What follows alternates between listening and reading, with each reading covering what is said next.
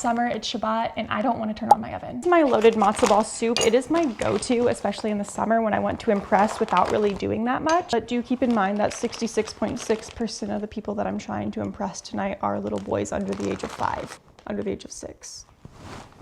First, we're gonna get all the chicky off of this chicky. I was vegetarian for 15 years and it shows. Throw the bones into a pot as we go. Look at me go though. I mean, Kayla 5 years ago would be honestly probably horrified. I'm gonna be saving all the meat for later tonight. I do need to warn you, this is all vibes, no recipe. Basically using any veggie scraps I have or veggies in my fridge. I have some celery, carrots. I'm just rough chopping them. It doesn't matter.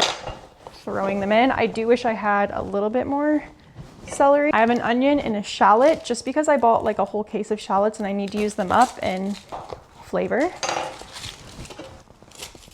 Again, rough chop.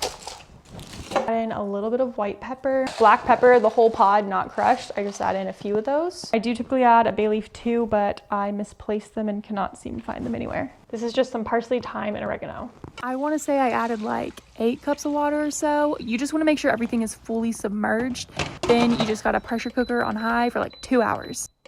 Great job. You can call me Sandra Lee because I am about to cut some corners again. I do like to use box mix sometimes to make them from scratch, but typically I use box mix and just change up the directions a little. The box calls for 2 eggs and 2 tablespoons of oil, so I did that. But I did add a little sprinkle of the soup mix, plus of course the matzo meal packet. And to get sinkers, not floaters, I did add some extra matzo meal. And then after a good mix, I just popped them in the fridge for 30 minutes, at least 30 minutes. They were in there a few hours. And as you can see by the outfit change, this was much later. After fishing out as many of the carrots as I could, I did my least favorite part, which is straining it. It always makes the biggest mess. I don't know if that's just me though. When rolling out the matzo balls, I find that if you roll them smaller than you think you need to, they're perfect. I also don't know if you noticed that I forgot to add salt to my soup. So I did salt it, but I also love to add some of the soup mix that comes with the matzo balls. It's yummy. I prefer the thick egg noodles. My kids prefer these thin ones, so I typically make the thin ones because...